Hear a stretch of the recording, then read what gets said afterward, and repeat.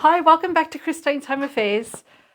In the last video I showed you how to square up a quilt, this one here, and in this one I'm going to show you how to do a facing rather than a binding. So most of the time when we do quilts we put a really narrow binding all the way around the edges.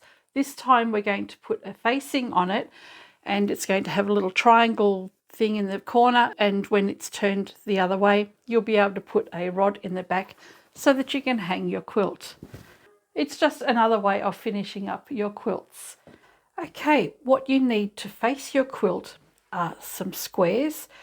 In this instance I'm going to be using 6-inch squares of fabric.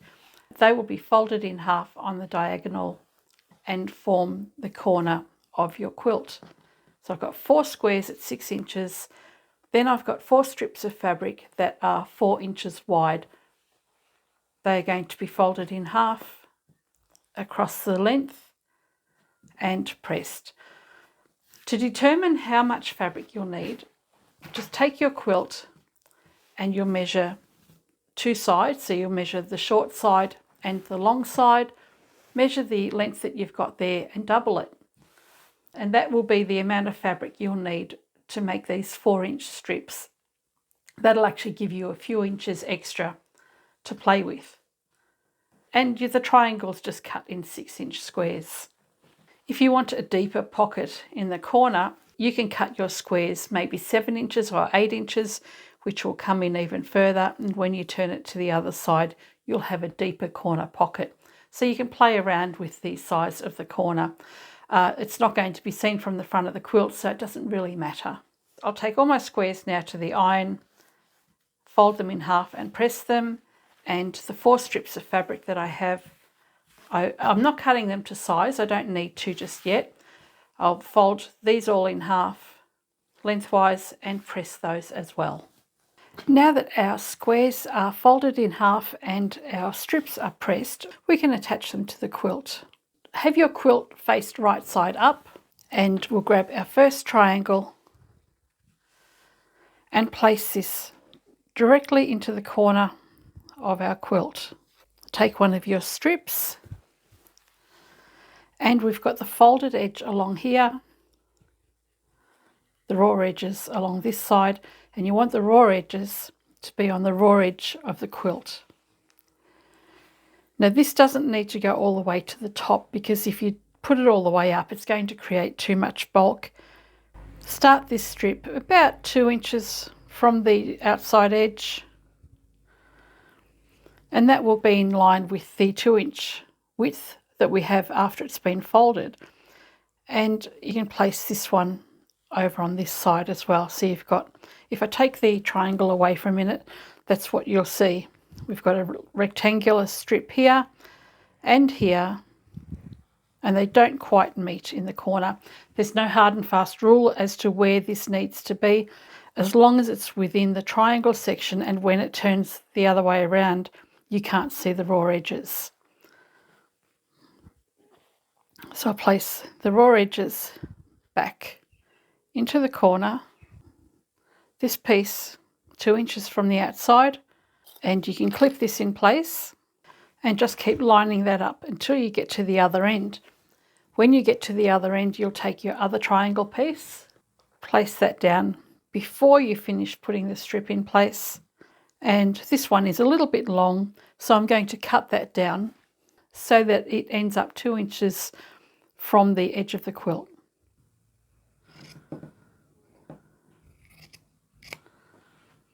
Then you can take your next long strip and place that next to the corner of the strip that you've just trimmed back, and continue down to the other side. Now what I'm going to do, rather than clipping as I go, because the fabric always has a tendency to shift, I'm going to trim the excess fabric off when I get to it. So I'll place all my corners onto my quilt. I'll clip those down, and it's up to you if you want to go to the trouble of pinning all of your strips in place. Nothing wrong with that at all. It's actually a good habit to get into. But I have plenty of bad habits and I like my shortcuts. So what I would do is place my corner down and put this down when I'm ready to start sewing, and then I'll just stitch along as I'm going. When I get to this corner here, that's when I'll trim the excess off the end here. So all my corners are in place now, and we're ready to take this to the machine and we can start sewing. So if you have everything pinned, then you'll start sewing from the top corner here, so all the way down. Catch this piece as well when you get to it and continue to sew until you get to the other end. If you've got it cut to size, then you can just keep on going to the other end, and with the folded edge on the inside, you can continue along. If you want to stitch this down as you go, then just start at the top here and sew along until you get to the end. Trim this one down 2 inches before you get to the end, and then you can start the next one 2 inches from the corner and continue sewing all the way. Let's take it to the machine. So I'll be using a 1/4 inch seam allowance throughout the whole project, and I'll backstitch at the top corner here and continue on all the way to the other end.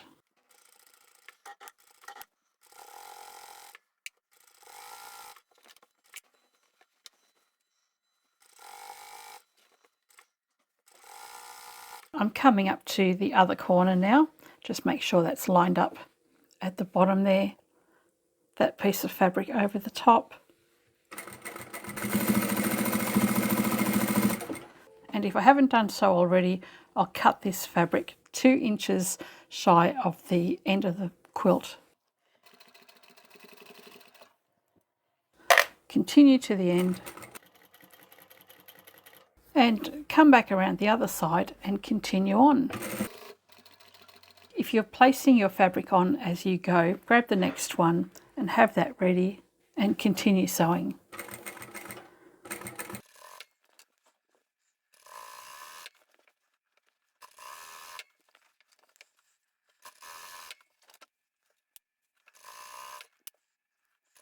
Now that I'm almost at the other end of the quilt, I'm going to chop this off 2 inches from the end. And if you don't have a measuring gauge handy with you at the time, just flip this over. So when you fold that in half, that there will be your cutting line.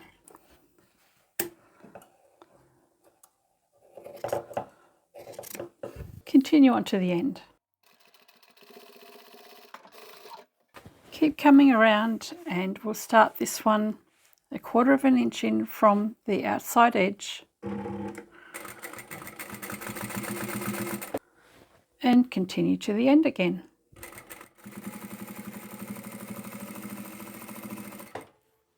And you'll keep doing that until you've got all 4 corners attached and all 4 strips.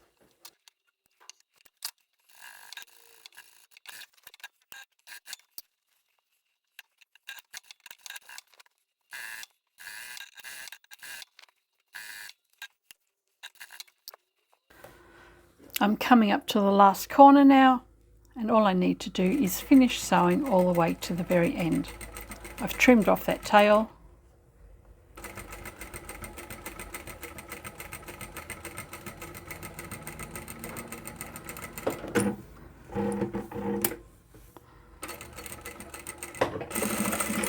To give each corner a little bit more stability, we're going to do a diagonal stitch straight across here on the outside edge of that intersection that we've got.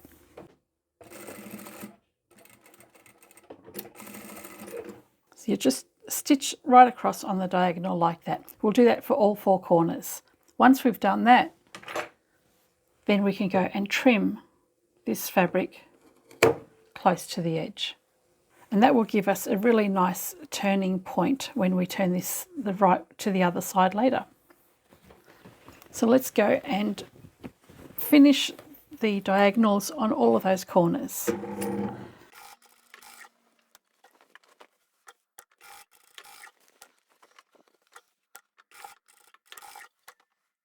I'll finish clipping the corners.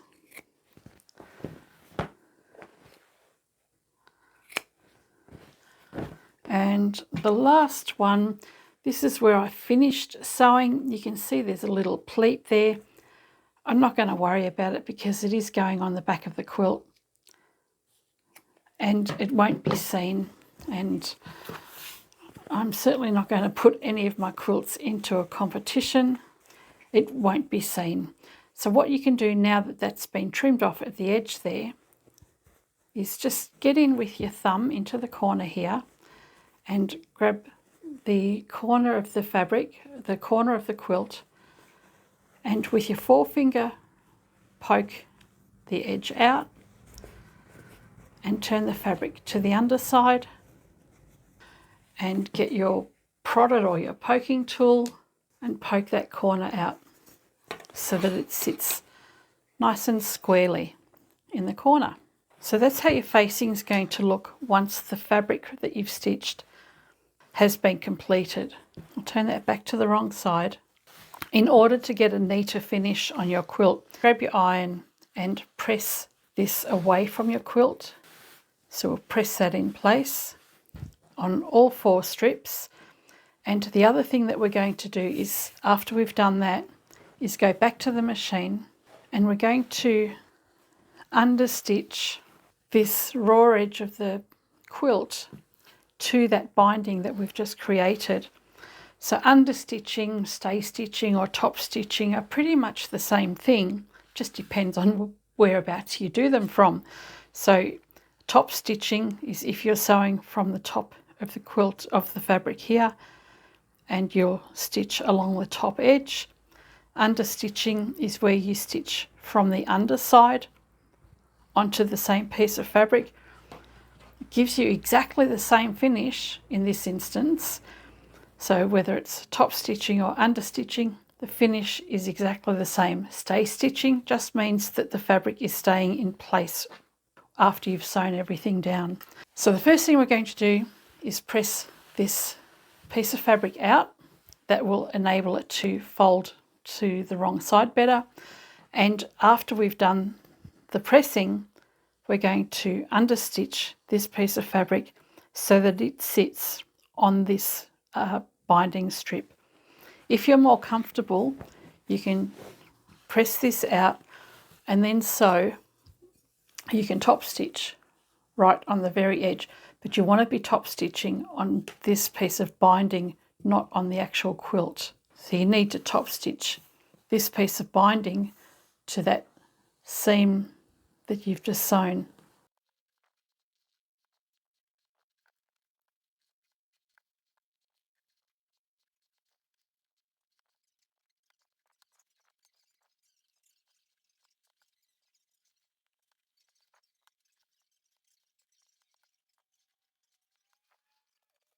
I've pressed the binding fabric away from the quilt and I'm going to show you both methods, the top stitching or the under stitching. This first row I will stitch from the wrong side of the quilt, so that's the under stitching. I'll start at the edge of the binding and finish down at the other edge. And all I'm doing is securing this seam to the binding strip.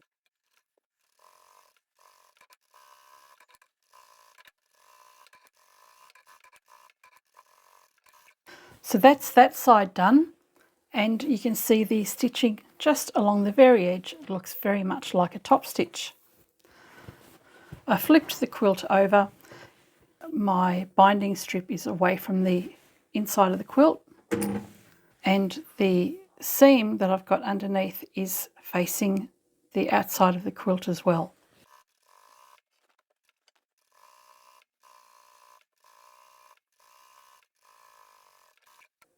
So there we have the stitching from the underside of the binding, and this one is the stitching from the top side of the binding. It really makes no difference at all which side you stitch from, but I will say I love understitching, and in garment construction it's fantastic. But on a quilt, when you have a binding edge that's only very narrow, it's actually easier to top stitch than it is to sew from the underneath. And the reason for that is, as you're sewing along this edge here, you've only got 1/4 of an inch of fabric, and it has a tendency to get caught under the toes of your presser foot. So you're constantly having to lift your foot to get the fabric back underneath properly. So if you're sewing from the top, that fabric is already sitting down nice and flat, and all you've got to concentrate on is the top fabric. So I'm going to go and top stitch now the other two sides. You don't necessarily have to do this step at all, because when you turn the quilt over, you will actually have a row of stitching that'll be seen. So if you don't want to have that row of stitching seen at all, once you've pressed your binding strips over, you can fold everything over and clip it really well so that it's ready for you to hand stitch. Then you won't have that line of stitching, but this is just an easier way of having everything sit nice and flat and training or forcing the fabric to want to sit underneath rather than curling back to the top.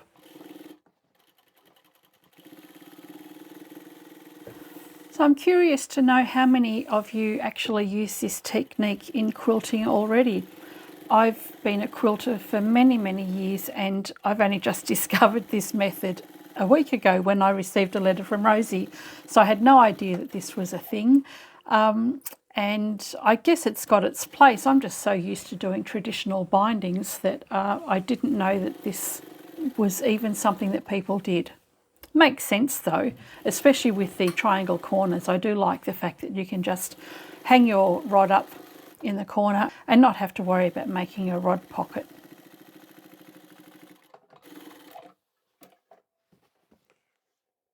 Now that we've securely sewn these strips to the edge, we need to turn this fabric to the underside. So you'll just fold the fabric underneath and line that up so that you can't see any of that binding strip at all.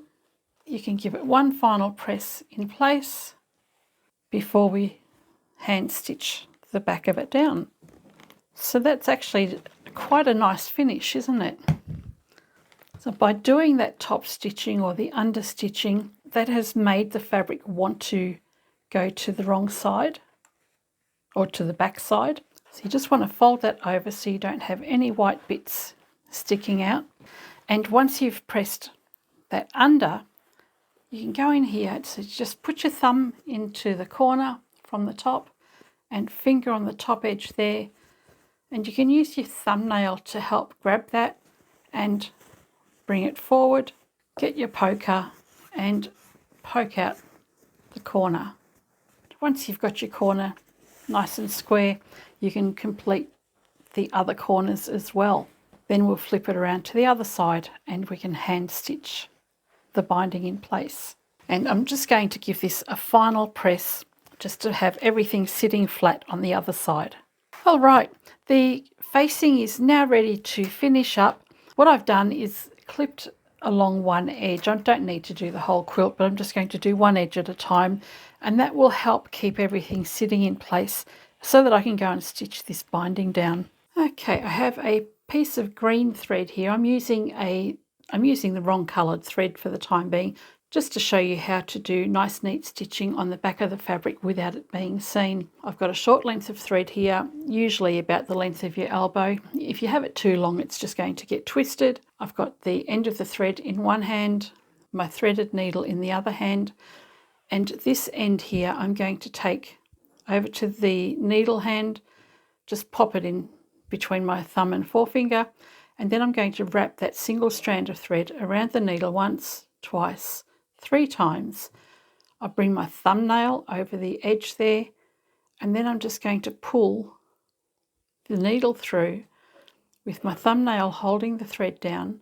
Just pull that gently until you get to the end, and when you get, ouch, when you get to the end, you've got a nice knotted thread and a finger prick. So I've just got the single strand of thread. Don't you love it when you prick your finger just as you're about to bind a quilt? I'm going to start at this section here where the triangles are, and with our knotted thread I'm going to come in underneath that fold of the binding, and I'm going to bring the needle in just on that single layer underneath, bring it up to the fold, so the point will come out through the fold, and pull that through. My thread will sit underneath,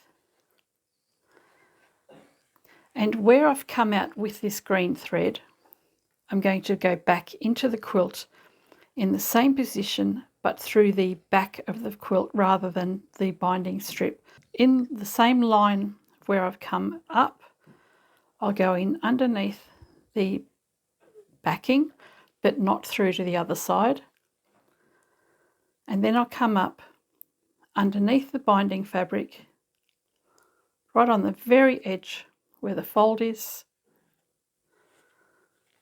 pull that thread through. Don't tug it tightly, you don't need to. And my first stitch is here, you can barely even notice it, and my second stitch is just here.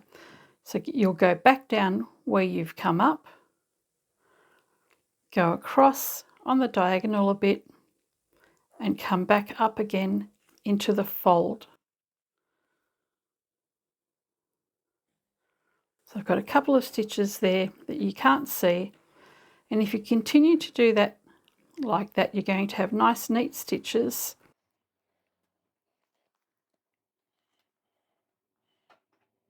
If you come up too far into your fabric, like here for example, I've come out about 1 or 2 threads, and using a green thread you're going to notice this as I go down.